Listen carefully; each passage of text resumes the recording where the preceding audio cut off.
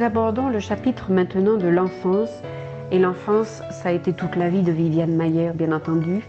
Elle a vécu l'enfance de ses enfants qu'elle a élevés probablement parce qu'elle n'a pas pu vivre la sienne aussi. Et je pense sincèrement qu'elle a pu avoir un regard sur le monde aussi spécifique, aussi singulier, parce qu'elle vivait le monde de l'enfance depuis l'intérieur et qu'elle a su créer un langage finalement qu'elle a projeté sur son langage photographique à travers le regard des enfants sur le monde, peuplé d'imagination, transformant l'ordinaire en extraordinaire. Elle a documenté ses jeux, elle a documenté toute cette espèce de sphère de retour d'une première vie, d'une certaine manière, avec tout un tas de spécificités qui lui est propre. Et je pense qu'elle avait cette capacité à déceler justement dans le quotidien une certaine spécificité qui nous échappe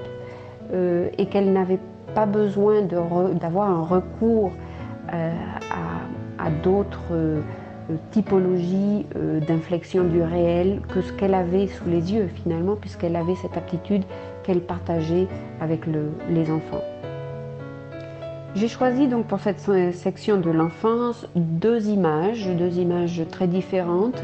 L'une où l'on voit plusieurs petits-enfants qui sont orchestrés dans une scène et qui semblent comme ça écouter une histoire, enfin, où il n'y a pas de narration, mais il y a une espèce de positionnement entre eux et qui me rappelait aussi cette espèce de chose très propre aux enfants qui est simplement ce langage non verbal et qui habite leur monde, qui est très animal d'une certaine manière aussi. Et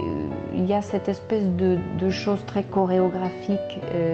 dans les images de Viviane Maier que l'on retrouve plus tard aussi dans les grands flux qu'elle filmera avec sa Super 8 dans les rues de Chicago.